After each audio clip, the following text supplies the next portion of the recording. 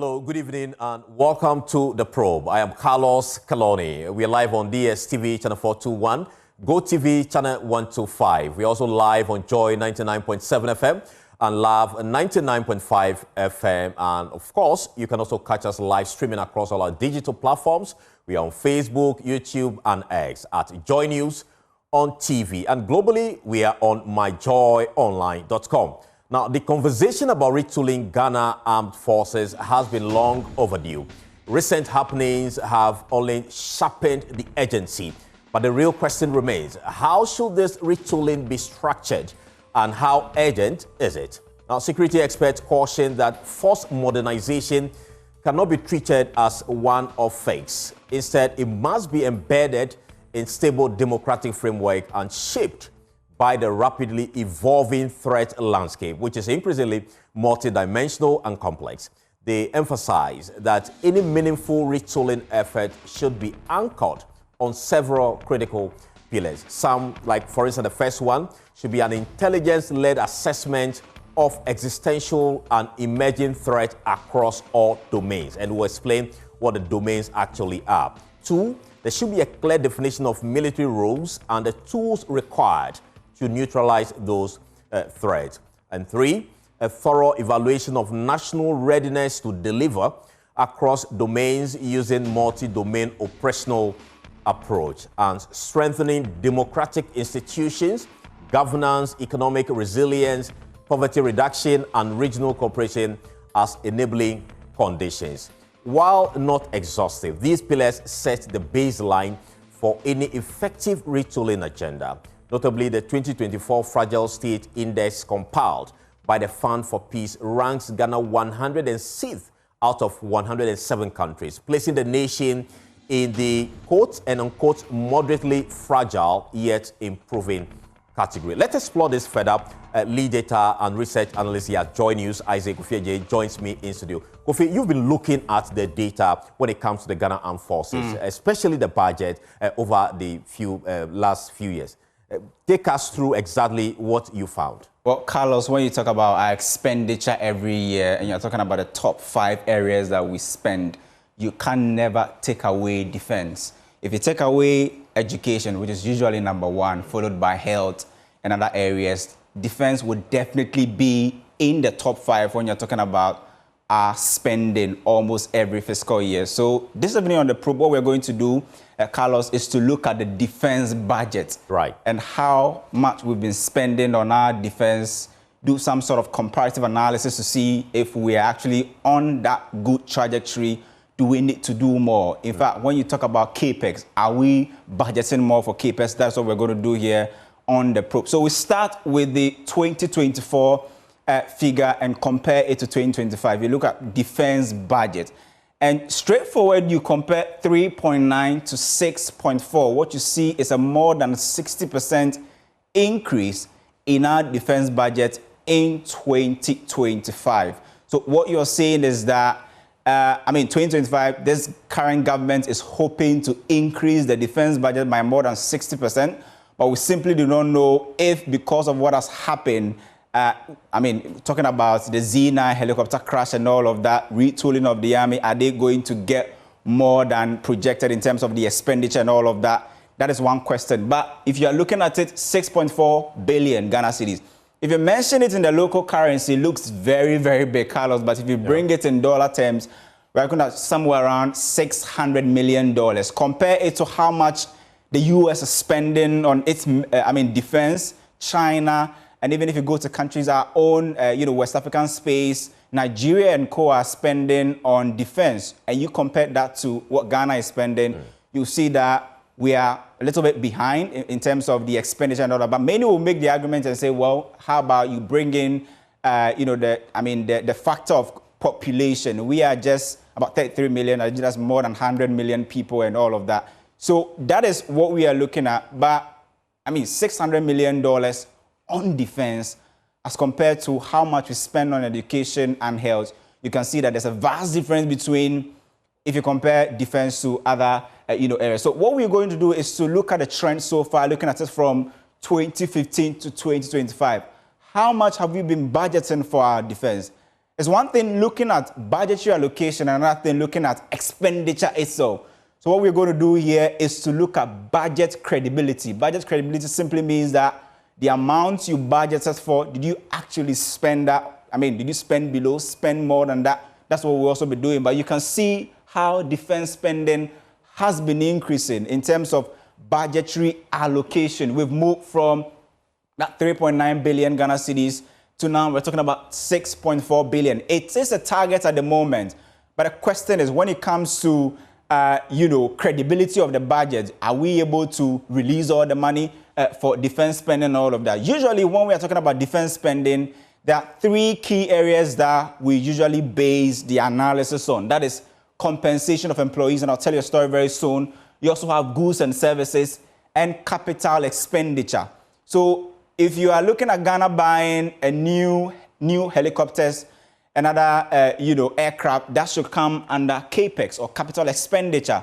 But would you be surprised if I tell you, Carlos, that out of this 6.4 billion Ghana cedis that we are talking about, more than 80% of that will go into compensation of employees? That simply means that paying, the staff of exactly, and right. That's 80%. And you ask yourself, if 6.4 billion, you spend about more than 80% on salaries, remunerations, how much will be left for you to do goods and services, not to even talk about capital expenditure? So what you see is that usually we are either at the mercy of some bilateral arrangements, so we strategically find ways and means to use some of these bilateral arrangements to actually fend for the military in terms of capital expenditure.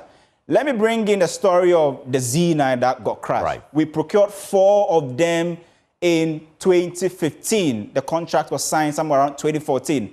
But you'll be surprised to know that 4 Z9 helicopters that were brought in were not actually for the Ghana Armed Forces or for the military. They were actually for Ghana Gas. And simply because the Armed Forces have the pilots to actually fly these helicopters, they had to leave them with the Armed Forces because they will also be involved in the patrol and all of that. But if you're looking at the entity that the 4 Z9 helicopters were bought for, it was actually for the Ghana Gas and not for the Armed Forces. So we strategically use some of this bilateral arrangement either through loans or some grants. Then we'll find ways and means to chip in or rope in our defense spend, especially when it comes to capex. Because the question is, if you are spending more than 80% of your budget on compensation of employees or salaries and wages, how much will you be left with to pay other things? So here, Carlos, we spoke about budget credibility. Right. And let me walk you through the actuals before we look at the graph. Sure. So you look at 2019, for instance. We decided to spend about 1.3 billion on defense, right? We ended up spending 1 billion. Less than the actual amount. 23% less than how much we budgeted. So there is that variance, big variance there in 2019. 2020 also, we didn't spend the amount we said we're going to use for our military and our defense. You look at 2021, that was the year that we decided to spend more in terms of what we budgeted. We budgeted for 1.68. We spent 1.71 billion. That was just about 8% more than what we budgeted for. Then you come to 2022. So you look at it. Those in reds are when we decide to spend more, and those in blue are when we decide to spend less than we actually budgeted for. So you can see that a year like 2023, budgeted 3.4, spent 1.4. Right. That's about 59% less. And you can see 2025. So if you do the math, what you see is that in terms of budget credibility, we are simply not doing well in terms of how much we budget for and how much we spend. Just look at this graph and you see what's in red is actually the actual that we give to our defense, and what's in blue is what we budget for. So you can see that there are years where we spend more than we budget for. There are years where we stay low if you compare it to how much we budget for. Let's actually let's look at other side of the story. But I mean, what we are saying is that this is the defense budget we are talking about, 2025. 2025, we are looking at a 60% increment. But talking about retooling, how do you retool your defense or your military when you are spending about 80%, more than 80% of its budget on compensation of employees and leaving very few for capital expenditure and all of that. The other last question is, you know the Kofi Annan Peacekeeping Training Center, right? Right. If you do the disaggregation and look at how much is coming from the Defense Ministry to them, you will be surprised. So out of that 6.4 billion Ghana cedis that we are hoping to expend this year, only about a little about 50,000 Ghana cedis. 50,000. I was surprised when I saw that in the maybe it's a mistake. So, but it's in the program-based budget. 50,000 Ghana cedis for the entire year. For the entire year, it's expected to go to the Kofi Annan Peacekeeping Training. I don't know if it's a mistake, but I was shocked when I saw that data. And so, finding answers, maybe they'll have to depend on donors and all of that. But what we are saying is that what we give for defense is usually to pay the personnel. When it comes to capital expenditure, things that will make the military robust, we usually depend on either loans or we are at the mercy of, grants and donors. All right. Thank you so much, Kofi, for those crucial details. So this evening, the key questions remain. How prepared is the Ghana Armed Forces to protect our territorial integrity? What are the current and emerging threats that we face as a country? And what is the state of our tooling and operational readiness? And more importantly, where should the retooling begin? Joining us tonight with answers are Dominic Nitiwul. He's a former Minister for Defense. Also, Professor Kwesi Ajekum is a military command pilot and aviation safety expert, as well as Richard Kumado. He's a security consultant, and they will be helping us get some answers on this particular issue. When I return, we'll dive straight into the conversation. Stay with us. Thank you so much for staying with us here on The Probe. And gentlemen, thank you so much for joining us here on The Probe. Let me begin with you, Dominic Nitiwul, because you are just coming from the Defense Ministry some 7-8 months ago. You have held that particular position for a very long time. So you'll be able to tell us or paint a picture for us. How would you describe Ghana's armed forces this evening based on what you've seen there? So let me greet my co-panelists, your studio people, as well as your cherished listeners. It's good to be back again to have the opportunity to analyze what we believe are the current issues and issues of national security. I'll set the baseline by saying I'm constrained to delve into extreme details for national security reasons. That's okay. There are some things I would not be able to say. So what I say are just on the surface of it, the scratch of the issue. But it will be difficult for me, even whether I was minister or still not minister, to be able to open the Pandora box to the full. But just to paint to the people of Ghana that we need to really invest in our military, especially the military. The Air Force and the Navy need real investment. The issue is very, very simple. When I became minister in 2017, it was very evident to me that the armed forces needed real retooling, not just in equipment, but over the overall retool of the armed forces, from equipment to what they need to morale, even to the men and women that we are going to use. The numbers were just woefully inadequate. So I started to work on all these things. We heavily invested in the army. We bought a lot of APCs, a lot of armor personnel carriers. We bought a lot of weapons. We bought a lot of things that they need, multiple rocket launchers. We bought a lot of things that the army needs. But that is not to say that that is all they need. Remember that you are in a region that is faced with terrorism, that is faced with difficult economic challenges, and also faced with serious security challenges. So you need very serious military equipment.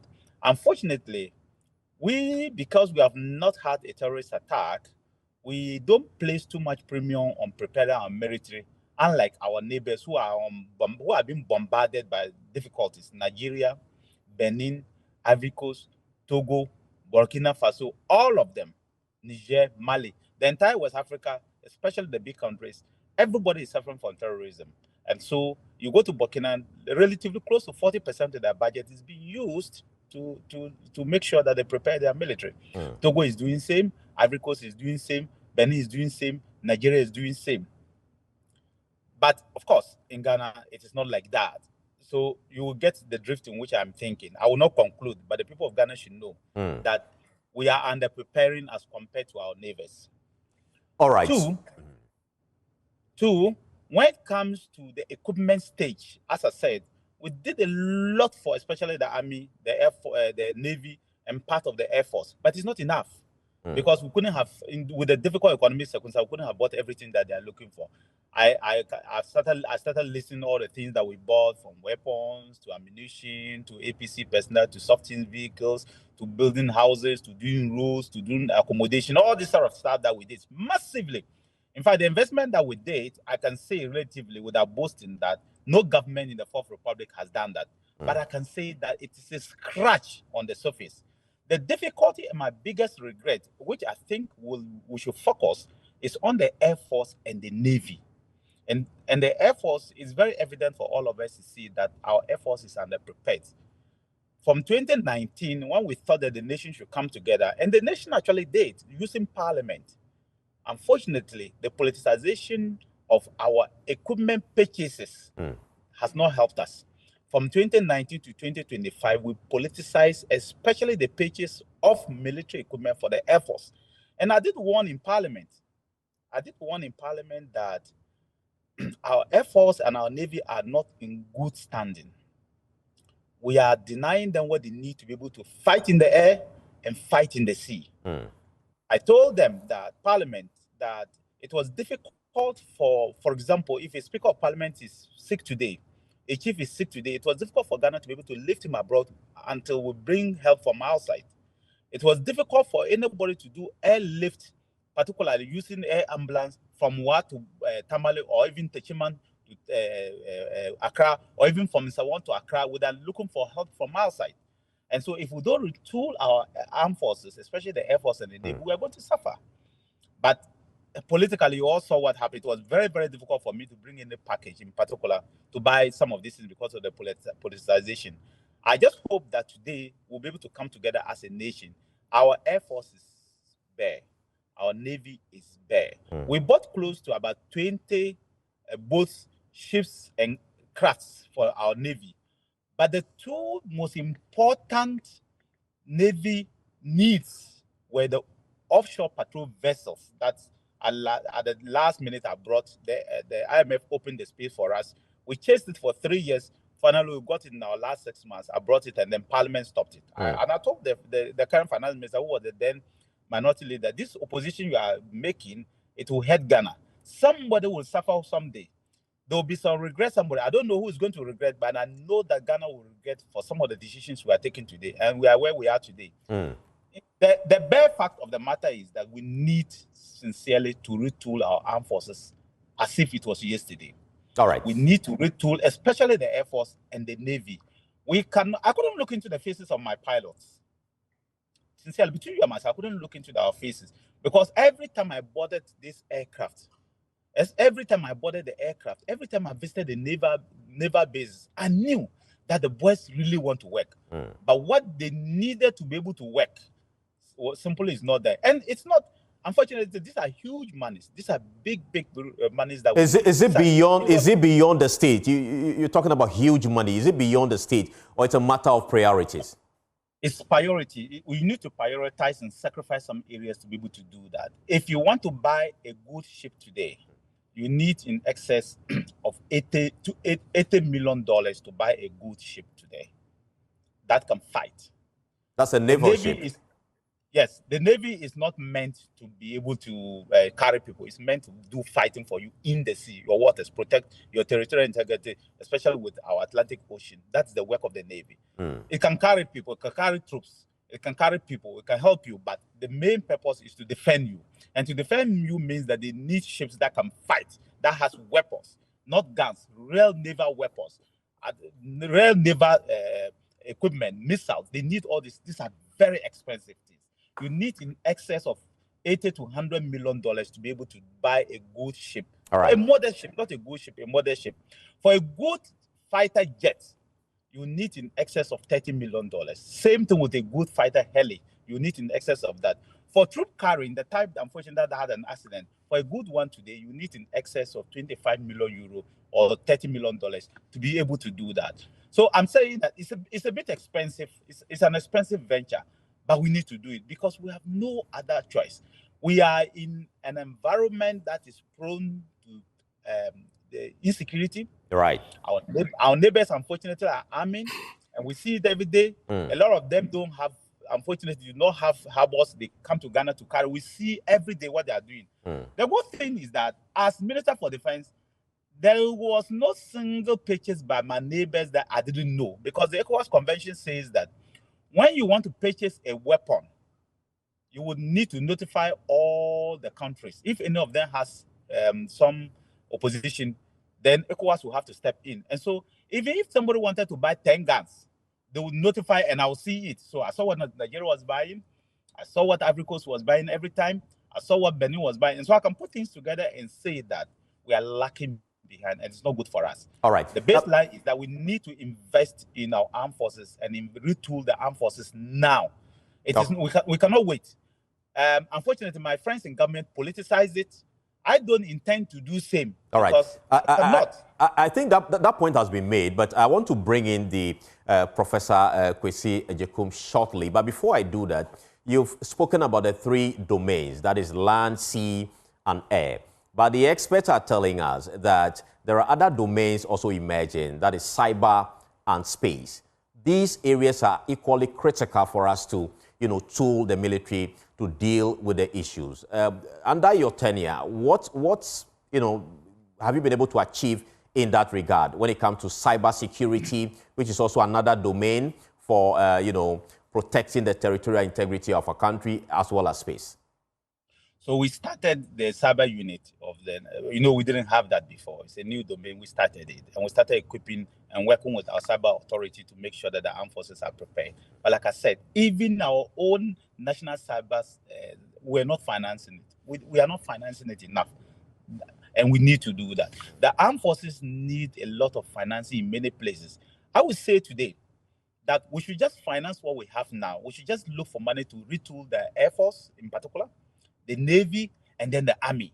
We can retool the other support services, as we are mentioning, whether it's cyber, whatever support services that we have, we should retool them. But the main agencies of the armed forces, the main sectors of the armed forces, the main services, the three services of the armed forces need immediate retooling of equipment, especially our Air Force. You cannot have an Air Force that is not fighting in the air, that cannot defend you in the air. That is not to say we cannot defend ourselves in the air, because that would be an indictment. And if as former defense minister, I would not admit that we don't have or admit that we have.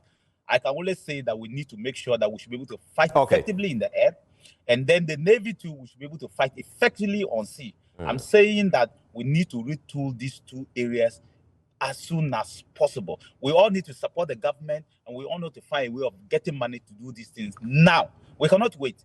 Like I said, I will never, and you can count, the condition can count on me. I've been saying it before, I will not change my mind because today I'm in opposition. I'm saying to you that as a state, you can, if you want to sleep soundly, if you want your economy to be strong, you must have a strong armed forces, because for an investor to invest in your country, he should know that his money is safe, his resources are safe, his investments are safe.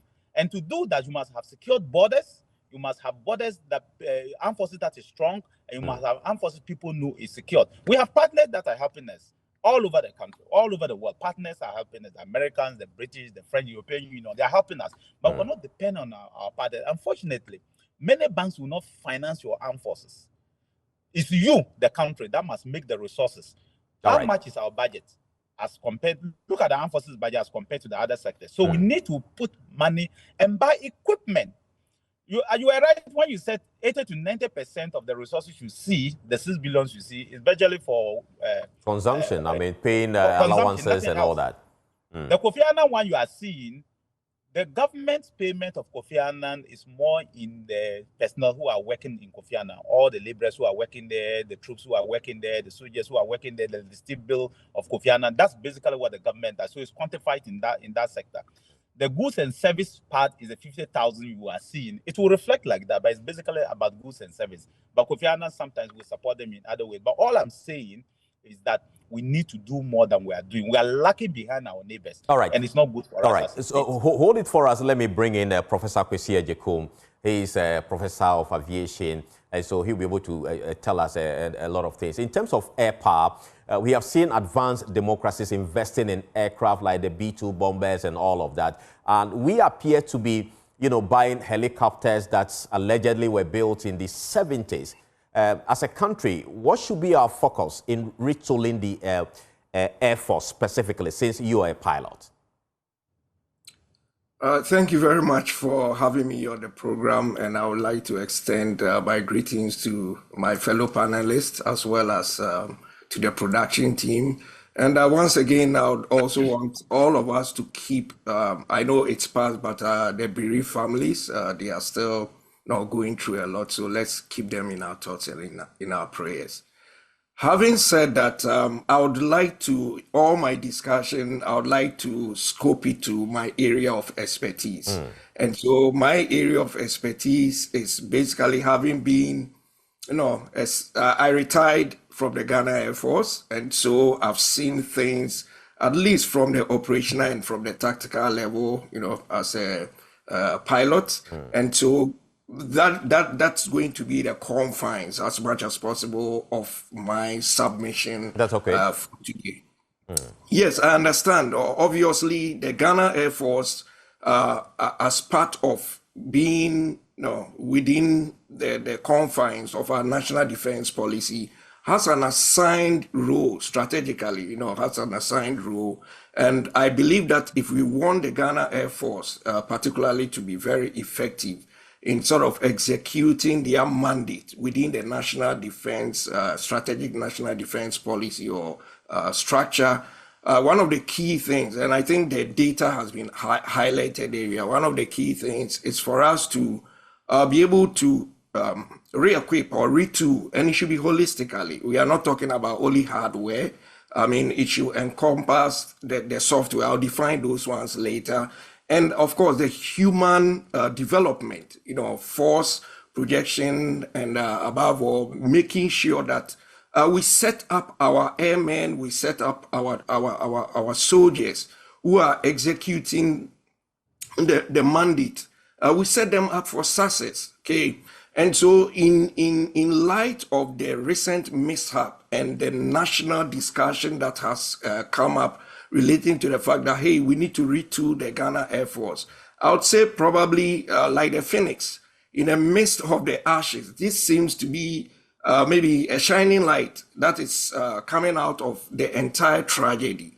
And from a purely aviation and from a safety perspective, I mean, normally when we take it holistically, we call this the organizational influence, because if we don't set up the conducive working environment for the personnel, for the people who are going to execute the mandate, what happens is that basically right from the top or from the blunt edge, we are setting them up to fail. And I'm glad the former minister is here. I know at least from the strategic level, he has a lot of knowledge and he understands. Now, sometimes we might talk, it might sound theoretical. He has been in the midst of the battle and he understands some of the pragmatic constraints that has to be dealt with. And so from my perspective, all I would like to say is that, resources will never be, there's a saying that resources will never have excessive or unlimited resources. We operate within the spectrum of what? Limited or constrained resources. And that's why prioritization sort of is very, very important. So for the Ghana Air Force, I don't purport to speak for the Ghana Air Force, but at least in my opinion, the key thing that needs to be done as part of considering the working atmosphere, the performance of our personnel, our processes, policies, procedures that governs the everyday activity. It should be based on a clear needs, assessment. And that needs assessment needs to be tied with what are we supposed to do as an Air Force? In light of the entire national defense policy, what are the threat assessment? I heard the former defense minister was talking about the various threats that are emerging within our sub-region and the fact that whether we are even ready to be able to confront them. And you are talking about America B-2 bombers. The B-2 bombers, you are talking about billions of dollars. I don't think our entire defense budget will be even comparable to acquiring one B-2 bomber. And that is because the United States has its own strategic. So where should be our focus within our own resources and what we can actually? Because I'm asking this question because issues are emerging about even the quality of the aircraft that we buy. Sometimes we get used ones, we are told built in the 70s and all that. So you are an expert in the field of Air Force and all that, aviation. And so what should we be focusing on with the little funds that we have for that? So the key objective, like we say in safety management, is that it's mission always, but then it's done safely. Okay. So we, and I'm sure, within the Ghana Air Force, they have been given the mandate to execute the task. They are the appropriate people to be able to tell you that, hey, within this, the constraints of the budget and the mission that has been given to us, this particular platform will be able to help us to be able to execute our mandate. The question is it functionally, appropriate for the mission or the mandate that has been given to the Air Force? Two, will it be such that it will ensure or assure safety? And safety means that you are talking about military operations here, and risk is inherent in military operations. And so our aim is to make sure we safeguard the assets that we are acquiring, and we minimize the risk. Okay, and so it's also a cost effectiveness approach that we are providing here. So be it protecting our territorial airspace, providing air transport, VVIP capabilities, and now especially intelligence, reconnaissance, surveillance capabilities. Okay. Whether we are to support the army in terms of logistic and air support, a platform should be such that it should be, based on our different roles and the platforms that we acquire, should be able to meet all these requirements. And another key element for us now is interoperability. Why do you acquire a platform in such a way that at the end of the day, in terms of its functionality, you cannot have interoperability or integrate with joint operations? And let me give you an example. When I was in service, we had the opportunity to have a key component of our role, which is search and rescue, because we are an alerting post as part of the search and rescue plan for Ghana. And so we're conducting a full-scale exercise, and we had our MI-17s, taking part. At a point in that we were supposed to coordinate with the Ghana Navy. And guess what? We had a platform, Ghana Navy had their platform, but something as key as communication capabilities, we couldn't communicate effectively in terms of the frequency allotment and the VHF capabilities, which hindered the effectiveness of our operation. And so what I'm saying is that whatever we have now, I agree with the former minister, we preserve it, we look at, it in terms of its cost effectiveness. Is it viable for us to maintain it, or is it better sometimes to push some aside, get new platforms with enhanced technology that will last us maybe in terms of our short-term, medium-term, long-term goals, taking into consideration all the, our strategic objectives. And at the end of the day, we should also look at interoperability. That is very, very important. Yeah. How do we work with the Army, with the Navy, based on the platforms that we are going to would acquire? And for me, that is my starting point. All right.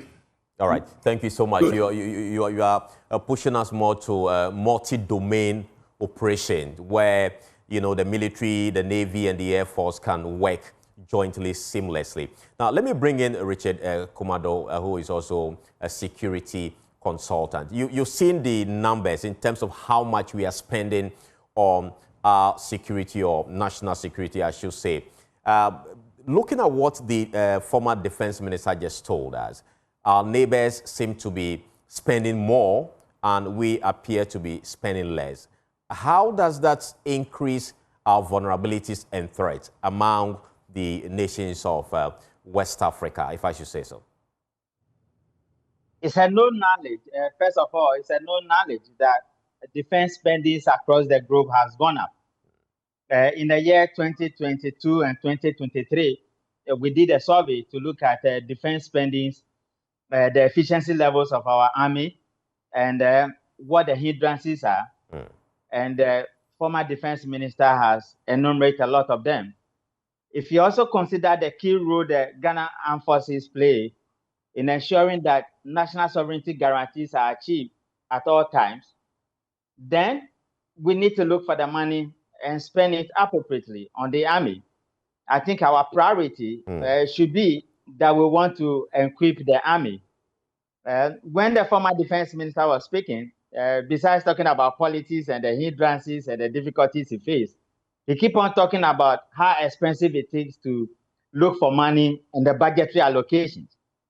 I will say that that has always been the bane of the trouble. It's not just the Ghana Armed Forces, but all the security agencies. When you are talking about the security infrastructure of this country, all the security agencies are underfunded. And that is a major, major vulnerability against the state. Now, if you narrow it down to how much our neighbors are spending and how spread the threat of terrorism in particular has spread across West Africa, it will be a disadvantage to Ghana and our attempt to stay as a sovereign nation if we do not beef up. I could see the difference between the 2024 and 2025 budget that we made additional increase of about 2.3 or 2.5 billion Ghana cedis. It is my wish and prayer that considering the exigencies of the times we are facing, we need to even increase it to 3 billion and look for the money, block all the financial leakages, and look for the money and spend. I can tell you, when it comes to the spending, from where my uncle could say Jokun left off, it should not just be spending, but we are talking about operational risks, performances, and that will determine the kind of equipment and the kind of capabilities we build for our Navy, our Army, and Air Force, and the other security agencies. We are also looking at performance-based approach, and that helps us that we may not have all, but which equipment are we bringing in, and what will be the capability, and what will be the objective in bringing those in. I think sometimes politics overrides priority for the state, and we must change from 2025. Right. Some have also raised concern about the maintenance of this equipment. You go to even the police barracks and you find a lot of vehicles broken down. And I can't speak for the military at this point, but are we also building local capacity of our servicemen to be able to repair some of these, equipment? Definitely, yes. But then we ask ourselves again, the defense minister just told you that as a nation, you depend largely on donations. And people may throw some scrap at you and you have no choice than to accept it. So let's also look at the viability of being purposeful of what we want and the nature of equipment we throw to our police, who are the BNI and the Ghana Armed Forces. Not even talking about fire service and not talking about the other ones, the customs and immigration and prisons. We have not been deliberate about it. And this largesse we receive from donors, and sometimes it's based on political promises and it's based on political connections, and we throw it at them. Their equipments and recruitments and capacity building, it should be based on the need to and the risk base. What has been the matrix we have used for purchases of equipment, of accepting donations to our security agencies? It has been a shameful venture, and I think going forward, we will need to do a proper job and in equipping them, not just retooling, but we are looking at capacity across the length and breadth of this country and across the entire security agencies we have as a nation. Right. Thank you so much. Let me bring in Dominic Nitiwul. You have really emphasized the point that we need to prioritize. That's the word. And look for the money. What options does the government have, currently, to be able to raise the needed funds? You already know the budget for it, But what other options do we have as a nation to be able to raise that needed fund to retool our military? So first of all, even before I go there, which for me, I had done some bit of work on it. And so I will just remind government what I did. And if they follow what I did, I'm sure that they will be raking in over $200 million every month, every year for the armed forces. I set up something that the government needs to follow. If they did that, they'll be raking in a lot of money.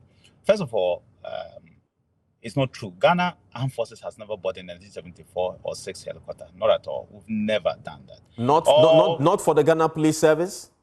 I'll come to that. All Ghana Armed Forces equipment are bought from the manufacturers themselves.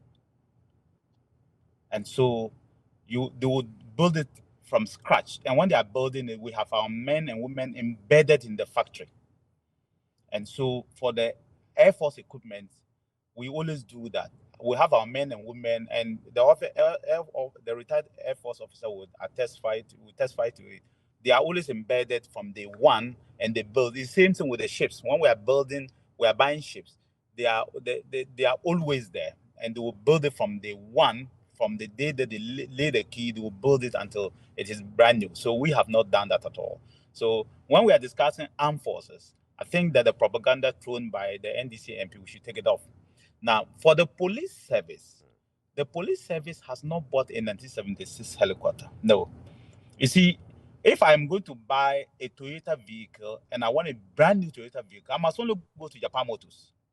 But if your company, joyfm.co company limited, sells me a Toyota that Joy FM has made, they couldn't have sold me a brand new Toyota. They would have only sold me what they built from an old Toyota. But that doesn't mean that it's an old vehicle. But the basis of it is built on an old vehicle. That's what the police did. The police did not buy from Airbus. Airbus manufactures what we call the Gazelle helicopter. They didn't buy from Airbus because it's very, very expensive. So they bought it from Paramount Group that built the helicopter from an old platform.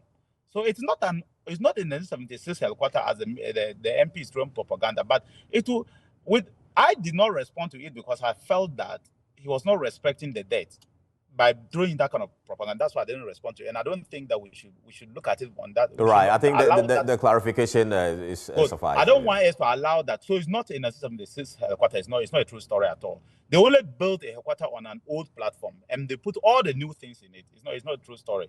But let me go to the question you asked. You see the place called Dollar Power. It's full of riches. But you have to cross the black vault to be able to get to Dollar Power. It's become a big security den.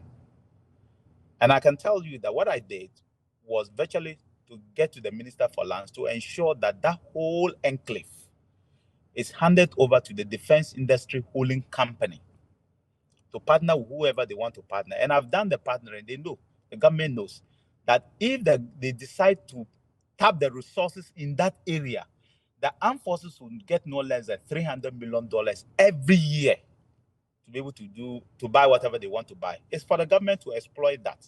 And I did it. I set it up. I got the armed forces. I got everything they needed to do. They just needed to follow what I did. And I'm saying to the president that he should pay attention to what I did there and the steps I took to ensure that those resources are handed over to the Defense Industry Holding Company. And when they tap those resources, the armed forces will have a lot of money to be able to retool the armed forces. And I say it, if we don't retool the armed forces, we'll regret bitterly one day. I don't just know when, but I can say that we're going to regret. Because you cannot have porous borders, you cannot have defective equipment, you cannot have equipment that the armed forces will be struggling to work on, and you think that they will defend you effectively. They can, and I know our armed forces is one of the strongest in the sub-region. It's still the strongest in the sub-region, but how long can we keep open? We just need to invest. And that's why I took the deliberate step to do this, because I knew that if the NPP were to come to power, we will be able to set up and make sure that a minimum of $200 to $300 million will start coming from that enclave to make sure that our armed forces have the resources. So I'm saying to the government... And you've shared this with the current government? Oh, yeah, they did. In fact, the minister, unfortunately, his soul rest in peace, took it up. And I'm aware that he discussed with the president. The president gave his go-ahead, and I'm aware that he was taking it to cabinet, the proposal to cabinet, and cabinet was going to adapt it for them to move forward. I just hope that the president can ask them to move forward with it very quickly. And if they do, I think that the armed forces will have not less than $200 to $300 million every year. I won't say it will be enough, but it will fill a very big hole to retool the armed forces for the next 10 years or more. All right. As we wrap up, I want to find out from you, what should be the immediate plan when it comes to retooling and short-term, long-term plan immediately? As you just said, we are under, tooling the army.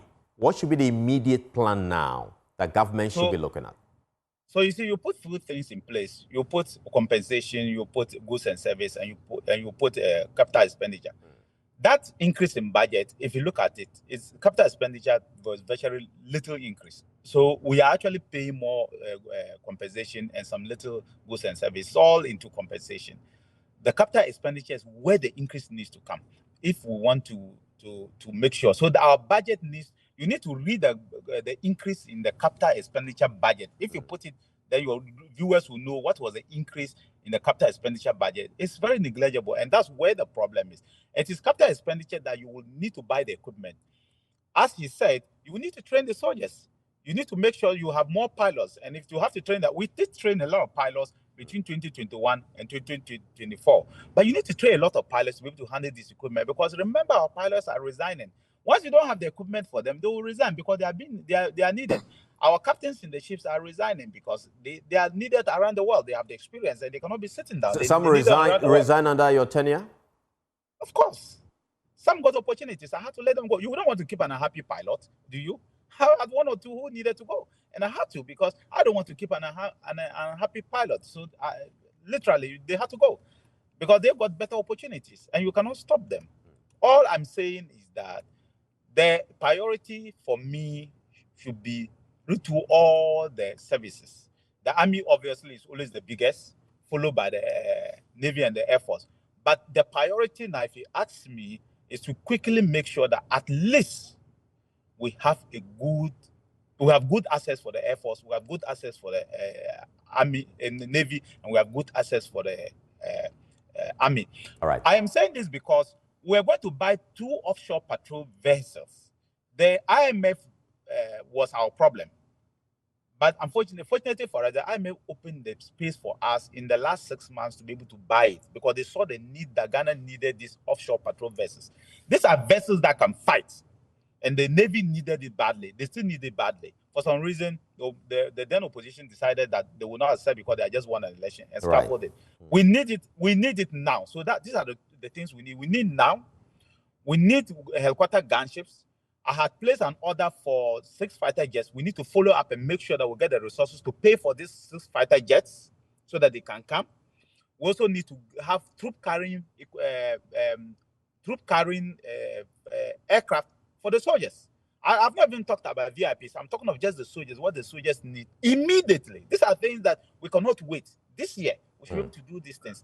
And I'm happy that the nation is coming together. And I say to the government must prioritize the retool of the armed forces immediately.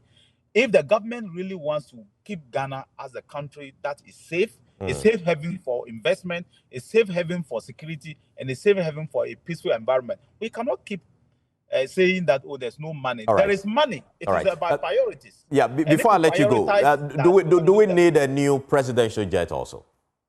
So I think that I have always said that we need a jet or jets that can carry people around as part of the retooling. So if we single out presidential jet alone and ask me, do you need presidential jet? And I say yes, then the headline, oh, we need a presidential jet. That's not what I'm saying. I'm saying that retool the entire Air Force. So communication squadron, the troop carrying squadron, and fighter jet squadron. Retool everything, including what we call the executive jet. Remember, people make a mistake. It's not a presidential jet. It is the assets of the Air Force. Anytime the president wanted to travel, he has to write to meet the Minister for Defense, requesting for an aircraft to be able to travel. But because we have misconstrued it to think that it's for only the president, because in Ghana we have just one, and so the president uses it. But when you have more than one, the Speaker of Parliament will use it.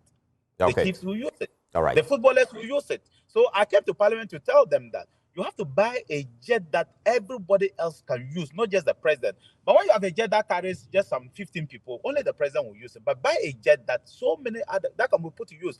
It can carry your troops to the UN.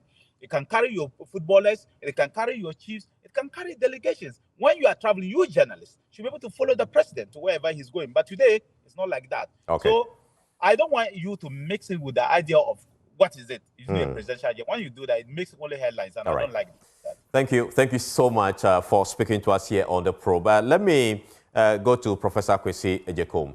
Where do we need to start from? That's the question. Where do we need to start from immediately? Thank you very much. And no, thanks to the former minister, a lot of the things that I would have projected, he's already highlighted it, because for me, it starts with the platforms that have been signed. I mean, to the best of my knowledge, I mean, I know that, for instance, when we are talking about ground attack aircraft, which is also very, very salient to our objectives as an Air Force, something like the L-39 new generation, I know that a contract was signed during the last administration, and I don't know whether the funds have even been released for the purchase of those fighter ground attack aircraft. Because remember, we are talking about national security or national defense posture, and you need this light ground attack aircraft sort of to give us that projection, that deterrence capability that we have. Okay, you have trained pilots. If they don't have platforms to use, you are talking about, erosion of their training, their competencies, as well as morale issues. I was in the Ghana Air Force. There were times that our platforms were down, and I remember even as a pilot, we spent days on ground without anything to fly, and that was demoralizing. And the former minister was talking about the fact that many left. I also left, and we don't want that to be happening. So things like the attack helicopters he's talking about, the various hardwares, the executive transport aircraft, and I agree with him. We should not encapsulate or capture it. It's semantics. Oh, it's a presidential aircraft. No, it's what we will call maybe like a strategic lifter or troop carrying, because it can always be designated to do other duties like carrying the president VVIPs. But that should be, the scope of our discussion. We are not only talking about hardware here. That's in terms of, the hardware aspect. We are also talking about the software, which means things like training. Normally, when you acquire a platform, it goes with associated spares, logistics, and maintenance support. Okay, it goes with ground support equipment. So it's a total package. And normally this is extended. I mean, if we are, for instance, we are going in for the communication squadron, we want something like the Embraer KC-390 Millennium strategic lifter. Okay, it means that we have an arrangement with Embraer in such a way that they are not only providing the aircraft, they are also providing a training package for our pilots, our technicians, even our logistics folks, how to keep parts, how to maintain parts. We want sustainability. You don't want to buy a new deep freezer in your house and your family folks don't know how to use the deep freezer or don't know how to maintain the deep freezer. It becomes a white elephant. Okay, so anytime we are buying hardware, it's a total package. It goes with training. One of the things I would like to emphasize, and it's more like an advice to the Ghana Air Force, is that anytime we acquire hardware from any manufacturer, it will be good. We have the Ghana Air Force Aviation College, and I know a lot of manufacturers, they are able to establish what they call training centers of excellence. And so in building the core competencies, in building the technical skills of our personnel, they can have those centers, right here in Accra. It is building local capabilities, local capacity of our people to be able to maintain the platforms. And so that is very, very important. It's not just retooling, buying the hardware. We should also think about the software aspect. Thank you. Thank you so much, Prof. Let me give the final word to Richard Kumado. You are a security consultant. What would you tell the government under the circumstances that we have, regards to retooling of the Army. Prof talked about the software and the hardware. What would you say? Yeah, optimal performances will mean that you need a lot of preparedness and you need a lot of resources, and it cuts across. So you are talking about the capacity of the men and women in uniform. You are talking about the equipment they need, and you are talking about the necessary resources. If we are able to benchmark the best practices across the group, I believe we're going to make something good for ourselves as a nation. But yeah, you spoke about the cybersecurity side of things, and I wanted to chip in to say that we have institutions in Ghana. One particular national security institution is called the Security Governance Initiative. And one of the core functions of that particular initiative institute is to deal with cybersecurity, border security, and maritime security, which fuse it into what Honorable Nitiwul talk about. It's just about benchmarking the best practices and collaborate with one another in terms of agency, and we'll be fine. Right. Thank you so much, gentlemen, for helping us, look deep into the need for us to retool the Ghana Army. This has been The Probe, and you can log on to myjoyonline.com for more stories. My name, as always, is Carlos Kaloni. Good evening.